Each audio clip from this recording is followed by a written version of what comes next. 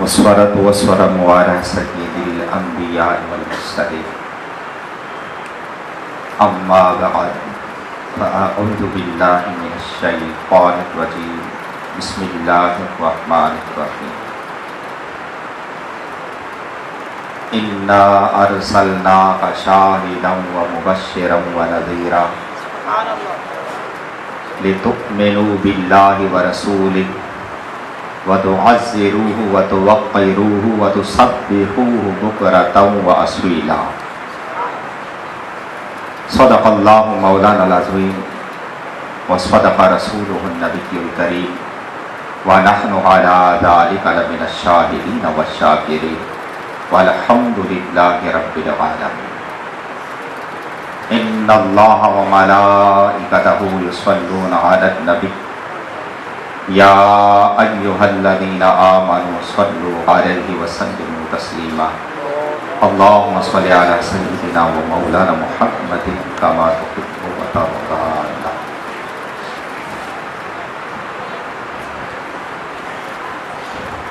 قال رسول الله صلى الله عليه وسلم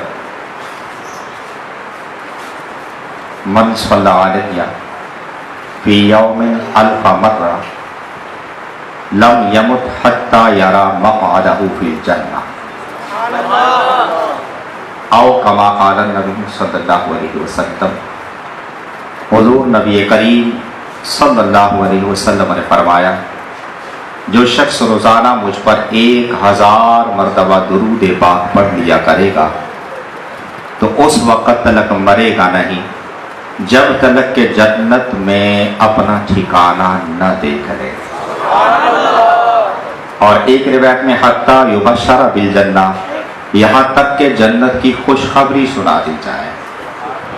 یعنی جو شخص روزانہ حضور نبی کریم صلی اللہ علیہ وسلم کی ذات مبارکہ پر کم از کم 1000 مرتبہ درود پاک پڑھ لیا کرے گا تو مرنے سے پہلے حالت خواب میں اسے جنت دکھائی جائے گی اور جنت میں اس کا ٹھکانہ دکھایا جائے گا اور اسے یہ خوشخبری سنائی جائے گی کہ اے شخص تو جنتی ہے اور جنت میں تیرا ٹھکانہ یہ ہے، اسے بغور دیکھ لے.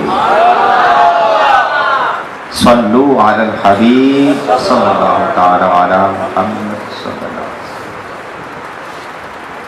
سرکار کی آمد، مکی کی آمد، مدنی کی آمد، مختار کی آمد، دلبر کی آمد.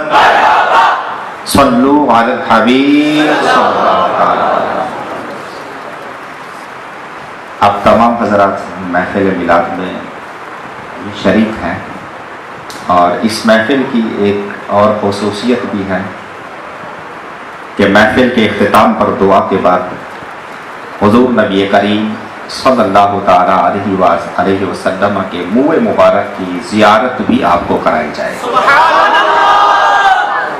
وہ زیارت ایک نہیں ہے، وہ زیارت ایک تو منہ مبارک کی زیارت، یہ اہم زیارت تو یہی ہے.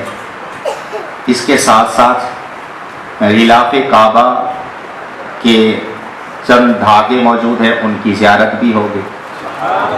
اور حضور سیدی غوث آدم رضی اللہ تعالی عنہ آپ کے مزار پر جو غلاف چڑھایا گیا اس غلاف کے بھی چند ٹکڑے موجود ہیں، اس کی بھی زیارت کرائی جائے گی ساتھ ہی.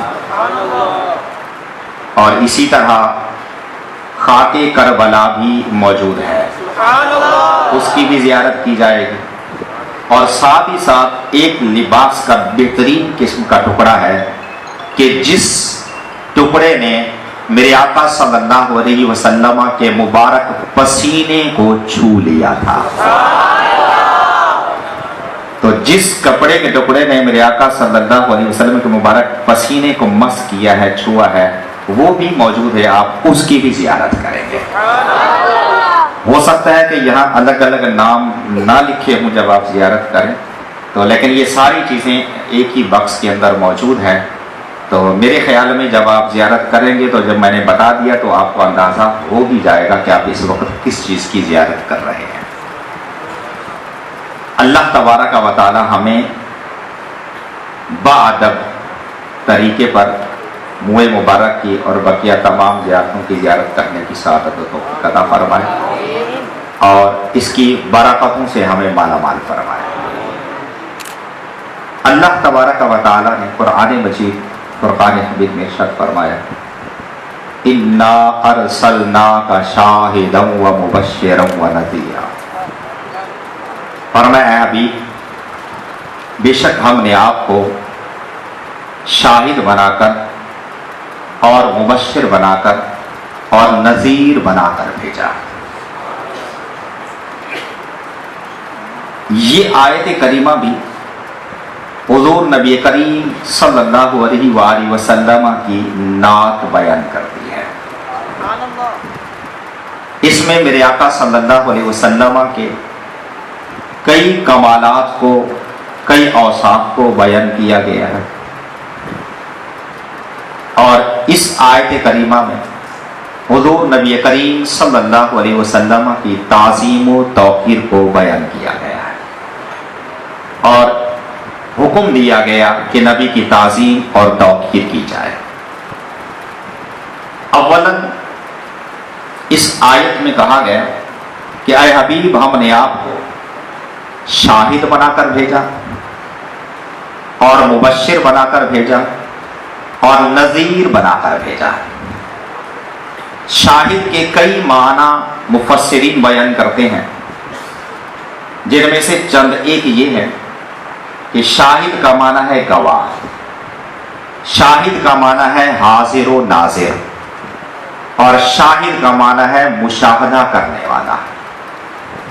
تو اللہ رب العالمین نے فرمایا حبیب ہم نے آپ کو شاہد بنا کر بھیجا، یعنی اے حبیب ہم نے آپ کو ساری خدائی کا گواہ بنا کر بھیجا۔ اے حبیب ہم نے آپ کو سارے جہان پر حاضر و ناظر بنا کر بھیجا۔ اے حبیب ہم نے آپ کو سارے جہان کا مشاہدہ کرنے والا بنا کر بھیجا۔ پھر علمی نقطہ پر کلام کرتے ہوئے مفسرین فرماتے ہیں کہ یہاں شاہد مبشر نذیر یہ حال واقع ہے، اور حال واقع ہونے کا مطلب یہ ہے کہ جب نبی کو شاہد بنا کر بھیجا گیا، حاضر ناظر بنا کر بھیجا گیا، تو بھیجے جانے سے پہلے ہی آپ حاضر و ناظر تھے۔ حال کا مطلب یہی ہوتا ہے، جیسے کہا جائے کہ جاء زید راکبا، زید آیا سوار، زید آیا اس حال میں کہ وہ سوار ہے۔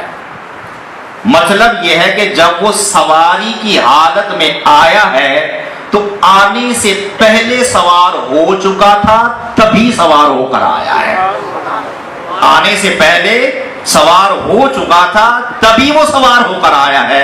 تو فرمایا کہ حبیب ہم نے آپ کو حاضر و ناظر بنا کر بھیجا ہے۔ مطلب یہ ہے کہ نبی جب دنیا میں جلوہ گر ہوئے اور مبعوث کیے گئے اور بھیجے گئے تو اس سے پہلے نبی حاضر و ناظر تھے،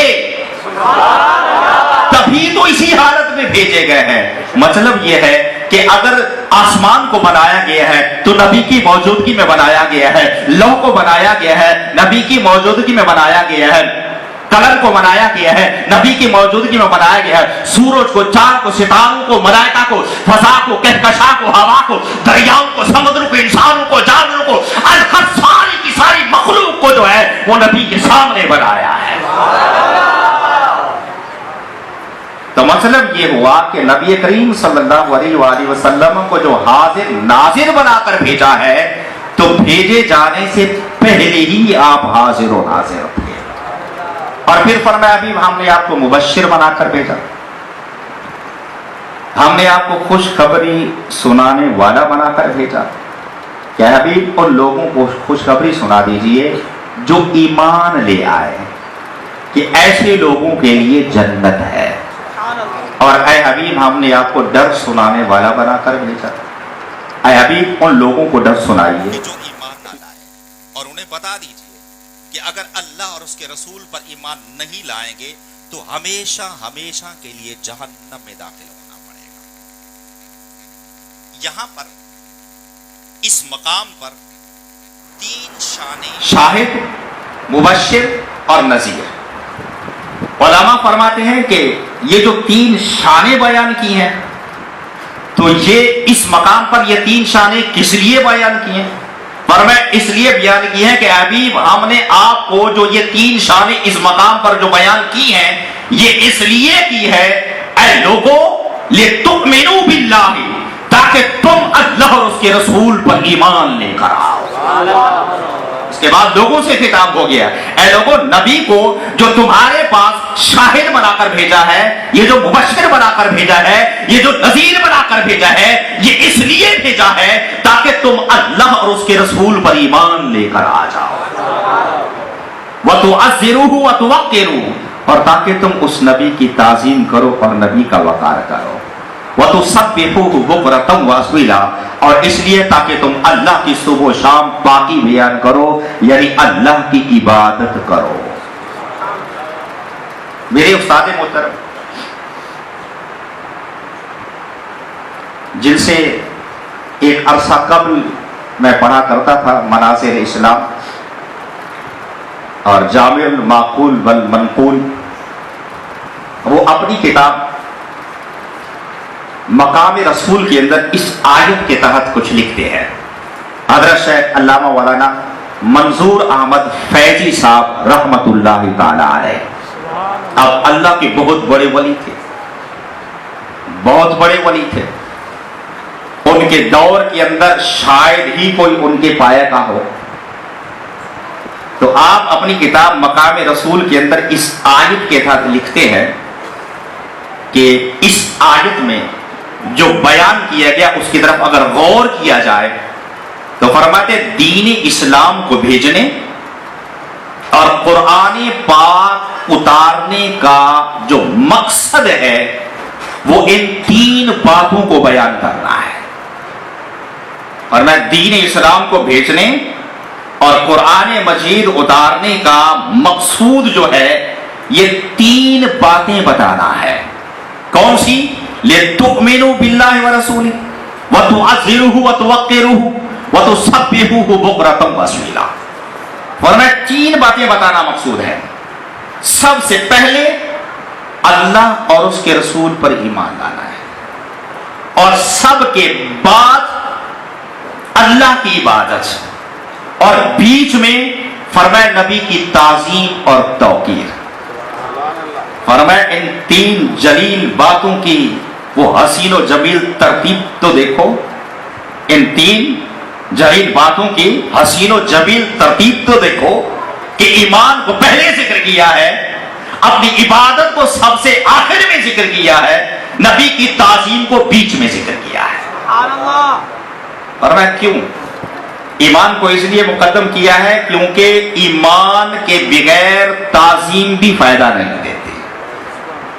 یعنی اگر کوئی نبی کی تعظیم تو کرے مگر اللہ اور اس کے رسول پر ایمان نہ لائے تو یہ تعظیم اسے فائدہ نہیں دے گی. بہت سارے نصارہ تھے جو نبی کی تعظیم کرتے تھے، حتیٰ کہ کفار جو اعتراض کرتے تھے ان اعتراضات کے جوابات یہ نصارہ دیتے تھے، اور اس پر کئی تصنیفیں کی اور لیکچر دیے انہوں نے، مگر چونکہ اللہ پر وہ ایمان نہیں لائے تھے لہذا تعظیم نے انہیں کوئی فائدہ نہ دیا. کیونکہ یہ ظاہری تعظیم ہوئی ہے، کیونکہ اگر وہ دل سے نبی کی تعظیم کرتے تو ضرور اللہ اور اس کے رسول پر ایمان لے کر آتے. اور پھر اس کے بعد فرماتے اب نبی کی تعظیم کو پہلے ذکر کیا ہے اور اپنی عبادت کو بعد میں ذکر کیا ہے. ایمان لانے کے بعد نبی کی تعظیم و توقیر پہلے ہے، اللہ کی عبادت اس کے بعد میں ہے. مطلب یہ ہے کہ جس طرح تعظیم ایمان کے بغیر فائدہ نہیں دیتی، اسی طرح عبادت تعظیم کے بغیر فائدہ نہیں دیتی. اس اسی طرح عبادت تعظیم کے بغیر فائدہ نہیں دیتی. فرمایا کہ ساری عمر عبادت کرتے گزر جائے مگر کہ نبی کی تعظیم نہیں کی تو عبادت کچھ بھی فائدہ نہ دے گی, وہ عبادت بیکار اور رائے گا جائے گی. پر میں کیا نہیں دیکھے وہ جوگی حضرات, وہ راہب حضرات جو کہ ترک دنیا کر دیتے ہیں اور ساری عمر اللہ کی عبادت میں گزار دیتے ہیں, حتیٰ کہ لا الہ الا اللہ کا ورد کرتے ہیں اور ضربے لگاتے لگاتے تھکتے نہیں ہیں, لیکن چونکہ نبی کی تعظیم نہیں کرتے تو فرمایا یہ عبادت بیکار اور بے فائدہ ہے. تو کون سی عبادت فائدہ دے گی؟ جو تعظیم کے بعد ہوگی, یعنی ایمان لانے کے بعد نبی کی تعظیم و توقیر مقدم ہے, اللہ کی عبادت اس کے بعد ہے. اور امام بغوی تو تفسیر بغوی میں فرماتے ہیں کہ یہاں جو تعظیم ہے یہ محض تعظیم نہیں بلکہ فرماتے تعظیم میں مبالغہ مقصود ہے. تعظیم میں بھی مبالغہ مقصود ہے کہ بہت زیادہ نبی کی تعظیم کرو, بہت زیادہ نبی کی تعظیم کرنی ہے, بہت زیادہ نبی کی توقیر کرنی ہے, اور جس قدر زیادہ سے زیادہ ہو سکے اتنا ہی زیادہ نبی کی تعظیم کرنی ہے.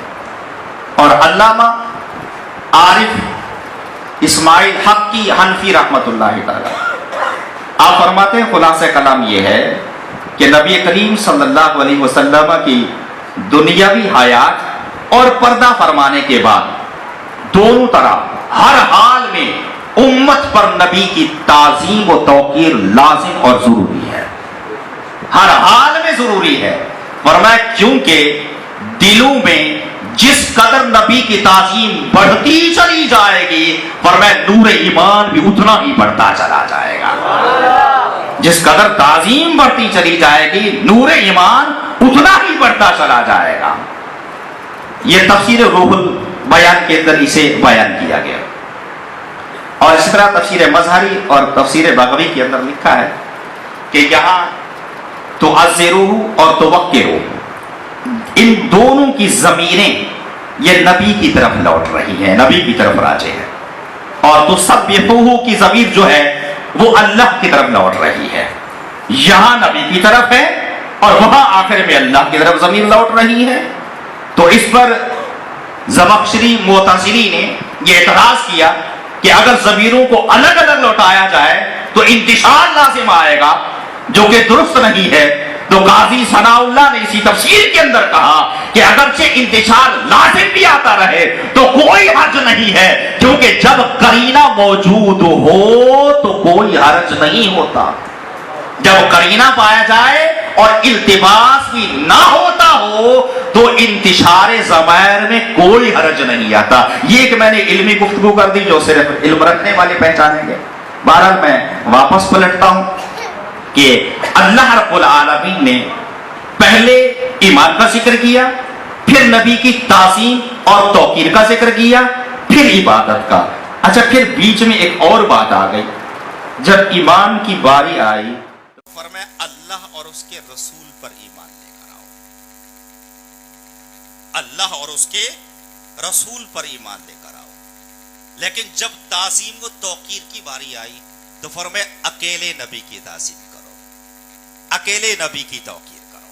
یہ نہیں فرمایا وَتُعَزِّرُوهُمَا توقروہما, ان دونوں کی تعظیم کرو اور دونوں کی توقیر کرو نہیں. فرمایا ایمان تو دونوں پر لاؤ اور تعظیم اور توقیر اکیلے نبی کی کرو. یہ کیوں فرمایا؟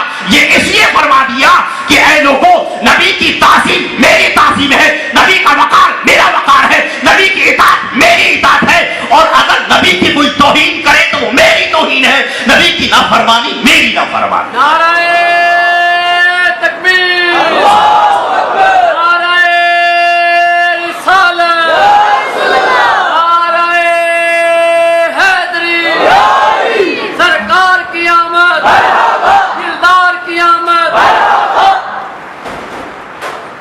اللہ رب العالمین نے ایمان کو پہلے ذکر کیا, پھر اس کے بعد نبی کی تعظیم کو مقدم کیا, اپنی عبادت کو مؤخر کیا. یعنی نبی کی تعظیم عبادت سے پہلے ہے. نبی کی تعظیم عبادت سے پہلے ہے کہ اگر تعظیم نہ ہو عبادت جتنا کریں بیکار اور رائے کھا جائے. گفتگو بڑی طویل تھی جسے میں نے لیا. میں یہاں پر کچھ اور بھی اختصار کرتے ہوئے چند امثلہ سے ثابت کروں گا کہ صحابہ نے نبی کریم صلی اللہ علیہ وآلہ وسلم کی تعظیم کس طرح کی. اس آیت پر انہوں نے عمل کر کے دکھایا ہے. اس آیت پر عمل کر کے دکھایا ہے کہ نبی کی تعظیم پہلے ہے، اللہ کی عبادت اس کے بعد ہے. نبی کی تعظیم پہلے ہے، اللہ کی عبادت اس کے بعد ہے. بخاری شریف کے اندر حدیث پاک ہے کہ حضور نبی کریم صلی اللہ علیہ وسلم قبیلہ بنی عمر بن عوف کے درمیان صلح کرانے کے لیے تشریف لے گئے. تو واپسی پہ ذرا دیر ہو گئی، نماز ظہر کا وقت ہو گیا. تو حضرت بلال نے صدیق اکبر رضی اللہ تعالی عنہ کی بارگاہ میں عرض کی کہ اے صدیق، آپ مصلی امامت پر آ کر نماز پڑھا دیجئے، دیر ہو گئی ہے، لگتا ہے کہ حضور وہی نماز پڑھ کے تشریف لائے. تو صدیق اکبر رضی اللہ تعالی عنہ مصلی امامت پر آئے، اقامت کہی گئی اور آپ نے نماز شروع کی. اللہ اکبر، نماز شروع ہو گئی. پہلی رکعت ہے، سارے صحابہ نے پیچھے نیت باندھ لی ہے. یہ ہمارا دور تو نہیں ہے نا کہ امام جب تکبیر کہے گا تو ابھی لوگ وضو خانے پر بیٹھے ہوں گے، وضو کر رہے ہوں گے، اور پہلی رکعت ختم ہوگی تو کچھ ابھی ملیں گے، کچھ دوسری میں، کچھ تیسری رکعت ملیں گے. وہ صحابہ تھے جو پہلے سے موجود ہوتے تھے. صحابہ تھے جو پہلے موجود ہیں. تکبیر تحریمہ کہیے، اللہ اکبر، ساتھ مقتدیوں نے اللہ اکبر کہا اور ہاتھ باندھ دیے. اتنے میں میرے آقا تشریف لے اللہ علیہ وآلہ وسلم کہ جسم مبارک سے جو خوشبو پھوٹتی تھی وہ ہر ایک کے سامنے واضح اور عیاں ہے. اور صحابہ تو دور سے پہچان جاتے تھے کہ یہاں سے نبی گزر کر گئے. اور جب میرے آقا تشریف لائے، صحابہ کو نماز میں پتہ چل گیا کہ اللہ کے رسول تشریف لائے. بخاری شریف میں حدیث موجود ہے، صحابہ صف میں ٹھہرے ہیں، صف توڑ دیتے ہیں. پچھلی صف والے صف توڑ کر اللہ کے رسول کو جگا دیتے ہیں. میرے آقا جب اس صف میں آتے ہیں، پچھلی صف والے اپنے ہاتھ پر ہاتھ کو مار کر آواز پیدا کرتے ہیں تاکہ اگلی صف والوں کو معلوم ہو جائے کہ اللہ کے رسول آگے ہیں، وہ جگا دیتے ہیں. انہیں معلوم ہوتا ہے وہ جگاتے تھے. میرے آقا آگے جاتے ہیں، وہ ہاتھ پر ہاتھ کو مارتے ہیں. اگلی صف میں چلتے چلتے میرے آقا سب سے پہلی صف میں پہنچتے ہیں. اب ذرا ایمان سے بتلائیے گا، صحابہ امتحان میں نہیں آ گئے تھے کہ وہ تو اللہ کی نماز ادا کر رہے ہیں، وہ تو اللہ کی نماز میں ہیں، وہ تو نماز پڑھ رہے ہیں، ادھر اللہ کے رسول تشریف لے آئے. اب کریں تو کیا کریں؟ وہ نماز پڑھیں یا تعظیم رسول کریں؟ وہ نماز پڑھیں یا ادب رسول کریں؟ وہ نماز پڑھیں یا احترام رسول کریں؟ وہ نماز پڑھیں یا وقار رسول کریں؟ لیکن صحابہ اس امتحان میں کامیاب ہو جاتے ہیں کیونکہ انہوں نے قرآن کی آیتیں پڑھی اور سنی ہے کہ نبی کی تعظیم پہلے ہے، اللہ کی عبادت اس کے بعد ہے. تو اللہ کی نماز میں صحابہ نے نبی کی تعظیم کی ہے یا نہیں کی؟ اللہ کی نماز میں صحابہ نے نبی کا ادب و احترام کیا ہے یا نہیں کیا ہے؟ کیا ہے تو صحابہ نے کر کے بتا دیا ہے کہ نماز میں نبی کی تعظیم مقدم ہے، نبی کی توقیر مقدم ہے، نبی کی اطاعت مقدم ہے، نبی کا ادب مقدم ہے، نماز اس کے بعد ہے. آپ کہیں گے کہ آپ کیا بات کر رہے ہیں؟ میں حق بیان کر رہا ہوں، میں جو کہہ رہا ہوں وہ حق بیان کر رہا ہوں. کیوں؟ بخاری شریف میں ایک حدیث سے بات ہے، وہ میرے آقا صلی اللہ علیہ وآلہ وسلم کا اس دنیا میں آخری دن تھا. صدیق اکبر رضی اللہ تعالیٰ عنہ کو اپنا نائب بنا دیا تھا نماز پڑھانے کے. صدیق اکبر رضی اللہ تعالیٰ عنہ نماز پڑھا رہے ہیں، یہ بھی نماز کا واقعہ ہے، وہ بھی نماز کا واقعہ ہے. وہ نماز پڑھا رہے ہیں، میرے آقا نے پردہ اٹھایا کہ دیکھوں کہ میرا صدیق کیسے امامت کر رہا ہے اور میرے صحابہ کیسے ان کی اقتدا کر رہے ہیں. بخاری شریف میں حدیث پاک موجود ہے. جب حضور نے پردہ اٹھا کر دیکھا تو صحابہ کو معلوم ہو گیا حضور دیکھ رہے، حالانکہ ایک طرف سے تھے. صحابہ نے نماز میں اپنا رخ حضور کی طرف پھیر دیا. صحابہ نے نماز میں اپنا رخ حضور کی طرف پھیر دیا اور فرمایا کہ حضور کا مبارک چہرہ ایسے لگتا تھا گویا قرآن کا ورق ہو. صحابہ جب دیکھنے لگے نا تو حضور نے تبسم فرمایا. اللہ اکبر. جب حضور نے تبسم فرمایا نا اب صحابہ پر قیامت ٹوٹ پڑی. اب صحابہ پر قیامت ٹوٹ پڑی کہ حضور تبسم فرما رہے ہیں، نہ جانے یہ موقع بعد میں ملے یا نہ ملے. وہ فرماتے ہیں، بخاری کے اندر الفاظ ہے، وہ ہمنا نستطیع، ہم نے نماز میں یہ طے کر لیا کہ ٹھیک ہے اللہ کی نماز بعد میں پڑھنے کے پہلے حضور کا دیدار کر لیں.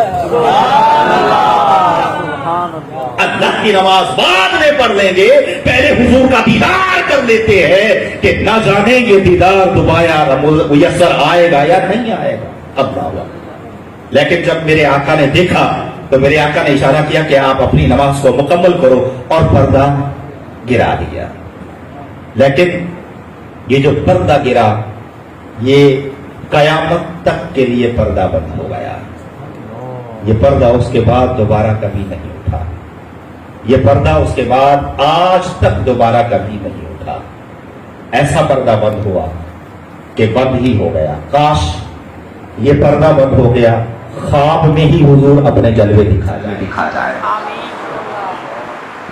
اور جسے خواب میں جلوے دکھا جائے تو بیداری میں بھی جلوے دکھا دیں. یہ حضور کا کرم ہے جس پر کرم کرے.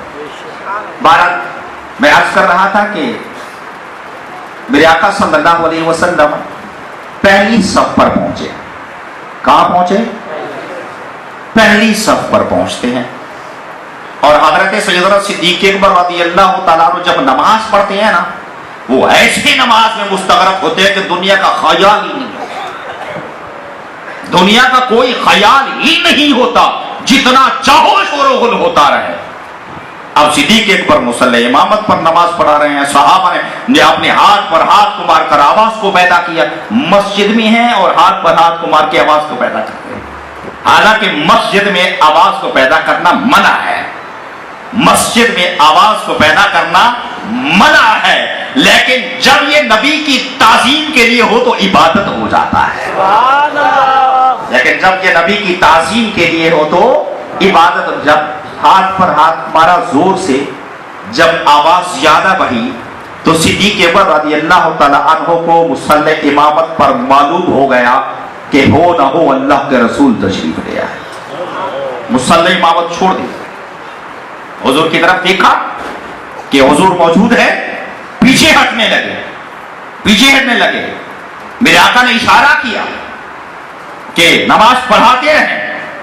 اشارہ الیہ یأمرہ ان یصلی، فرمایا کہ نبی نے اشارہ کہ ابو بکر نماز پڑھاتے رہو، مگر نہیں. صدیق اکبر پیچھے ہٹتے ہیں. فرمایا رفع ابو بکر یدیہ، ابو بکر نے اپنے ہاتھ اٹھا لیے اور ہاتھ اٹھا کر دعا کر رہے ہیں اور شکر ادا کرتے کرتے وہ پیچھے آتے ہیں اور سب پر آ کر مل جاتے ہیں. تقدم رسول اللہ صلی اللہ علیہ وسلم فصلی للناس، فرمایا اللہ کے رسول آگے بڑھے اور لوگوں کو نماز پڑھا دے. اللہ کے رسول آگے بڑھے اور لوگوں کو نماز پڑھا دی. نماز پڑھانے کے بعد جب میرے آقا صحابہ کی طرف متوجہ ہوئے نا تو فرمایا یا ابا بکر ما منعک ان تصلی حین اشرت الیک. اے ابو بکر جب ہم نے تمہیں اشارہ کر دیا تھا تو کس شے نے تمہیں نماز پڑھانے سے منع کر دیا؟ کس شے نے تمہیں نماز پڑھانے سے منع کر دیا؟ تو عرض کی یا رسول اللہ صلی اللہ علیہ وسلم ما کان ینبغی لابن ابی قحافہ ان یصلی بین یدی رسول اللہ صلی اللہ علیہ وسلم. یا رسول اللہ صلی اللہ علیہ وسلم ابو قحافہ کے بیٹے کے لیے کب جائز تھا کہ وہ اللہ کے رسول کے سامنے کھڑے ہو کر نماز پڑھے؟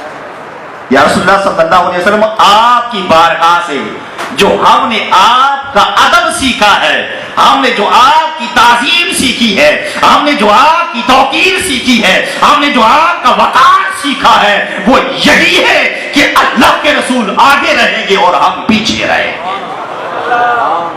अच्छा, अब बुखारी शरीफ की हदीस मैंने आपको सुना दी। अब ईमान से बताइए, सहाबा ने नमाज के अंदर जब हाथ पर हाथ को मारा और अगली सफ वालों को मुतनब्बे किया कि अल्लाह के रसूल आ गए और अल्लाह के रसूल को जगह भी दी, तो ये जो सारा मुआमला है, क्या इसमें नबी का दिलों में ख्याल आया या नहीं आया? ईमान से बतलाना। सिर्फ दिलों में नहीं ख्याल आया था, आंखों से दीदार भी किया था, आंखों से नबी का दीदार भी किया था, आंखों से नबी के जलवे भी देखे थे और सब तोड़कर नबी को जगह भी दी थी और ये दिल में ख्याल भी लाए थे। और कुछ लोग तो कहते हैं कि अगर नमाज में नबी का ख्याल आए तो नमाज ही नहीं होती। माज़अल्लाह, मैं तो कहा करता हूं कि इन लोगों को चाहिए कि ये इंसान कहलाना ही छोड़ दे। ये हजरत आदम अलैहिस्सलाम की औलाद होकर हजरत आदम अलैहिस्सलाम की ही पैरवी नहीं करते, अपने बाप की पैरवी नहीं करते। हजरत आदम अलैहिस्सलाम तो फरमाते हैं कि मेरा दस्तूर हो गया कि जब भी कोई हाजत दरपेश होती है, मैं मुहम्मद मुस्तफा सल्लल्लाहु अलैहि वसल्लम का वसीला पेश करके दुआ करता हूं, मेरी दुआ मकबूल हो जाए।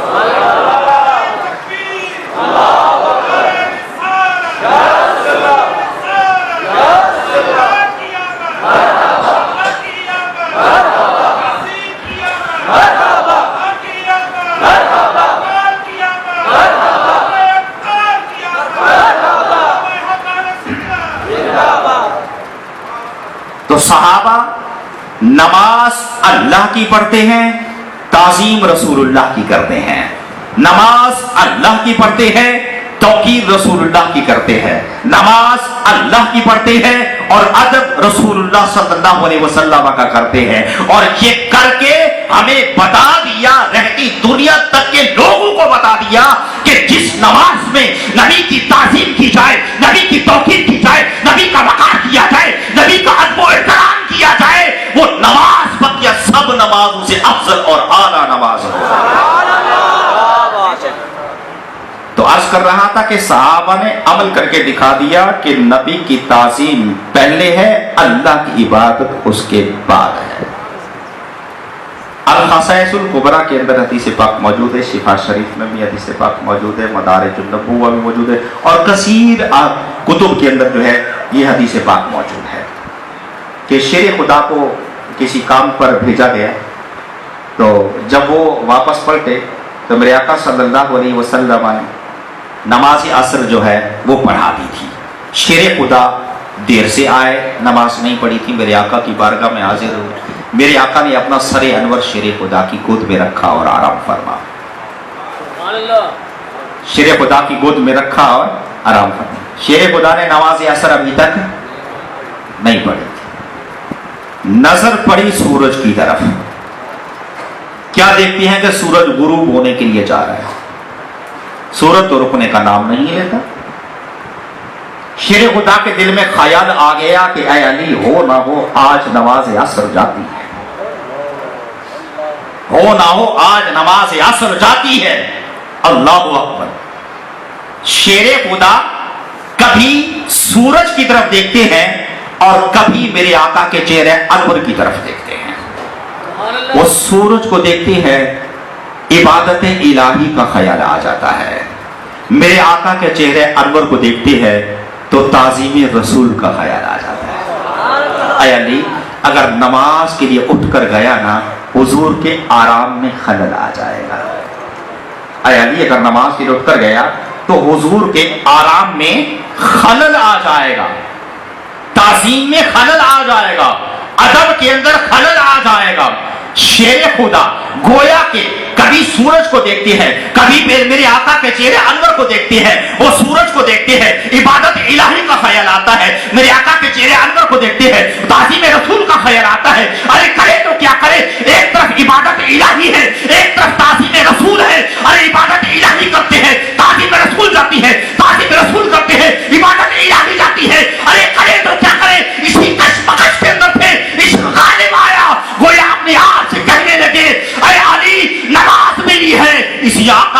मक्के में मिली नमाज जाती है जाने दो मगर ताज़ीम में खलल नहीं आता।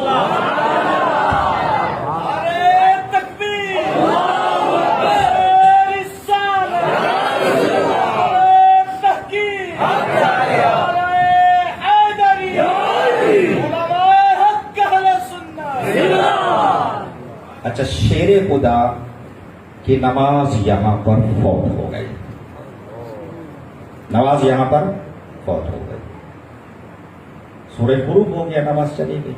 शेरे खुदा ने नमाज कहां कुर्बान की है? नबी की ताज़ीम में। शेरे खुदा ने नमाज कहां कुर्बान की है? ये नमाज पढ़ना क्या था? फर्ज था।